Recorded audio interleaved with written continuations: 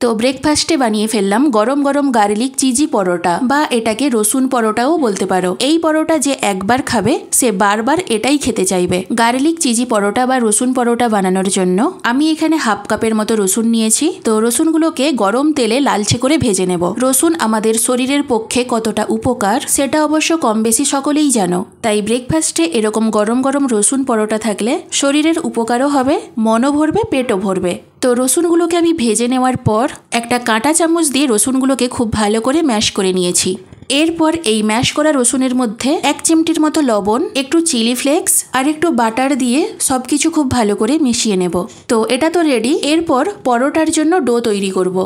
আর এর জন্য একটা পাত্রে 2 কাপের মতো ময়দা নিয়ে নিলাম। ময়দার মধ্যে একটু লবণ আর একটু সাদা তেল খুব ভালো করে মিশিয়ে নেব। তোমরা ময়দার পরিবর্তে এটা আটা দিয়েও বানাতে পারো। তো এরপর একটু একটু করে পানি দিয়ে একটা সফট ডো বানিয়ে নেব। তো দেখতেই পাচ্ছ ময়দাটা আমার মাখা হয়ে গেছে। এরপর এটাকে ঢাকনা দিয়ে কিছুক্ষণের জন্য রেস্টে রেখে দেব। কিছুক্ষণ পর ময়দাটাকে আরও একবার খুব ভালো করে মথে নেব। এরপর ডোটা দিয়ে একটা বড় সাইজের লেচি কেটে একটা বড় সাইজের রুটি বানিয়ে নেব।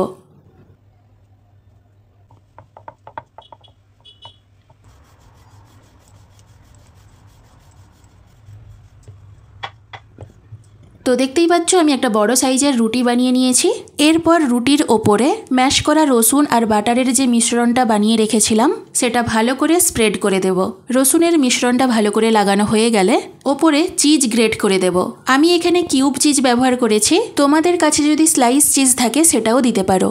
এরপর ভিডিওতে ঠিক যেমন দেখতে পাচ্ছ ঠিক সেইভাবে পরোটাটা মুড়ে নেব। পরোটা অনেকভাবেই ভাঁজ করা যায়, আমি একটু ভিন্ন ধরনের পরোটাটাকে ভাঁজ করেছি। আর এইভাবে ভাঁজ করার জন্য দেখো পরোটাটা দেখতে একদম ইউনিক লাগছে। তো এইভাবে আমি সব পরোটাগুলোকে ভাঁজ করে নেব।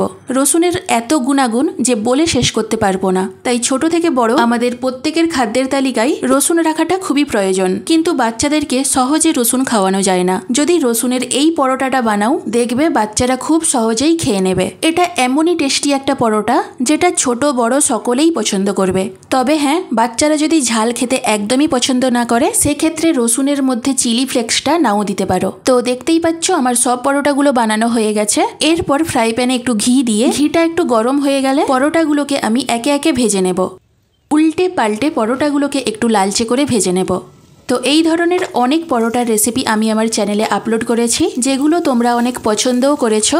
আর আমার সব রেসিপিগুলোর মধ্যে আমি একটু ভিন্নতা দেওয়ার চেষ্টা করি, আর সেই জন্যই হয়তো তোমরা আমার রেসিপিগুলো এতটাই পছন্দ করো। তো এরকম বিভিন্ন ধরনের ইউনিক রেসিপি পাওয়ার জন্য আমার চ্যানেলটিকে তোমাদের সাবস্ক্রাইব করে নিতে হবে। তাহলে যখনই আমি কোনো ভিডিও আপলোড করব সবার আগে নোটিফিকেশন তোমার কাছে পৌঁছে যাবে। তো কথা বলতে বলতে দেখতেই পাচ্ছ আমার সব পরোটাগুলো ভাজা হয়ে গেছে।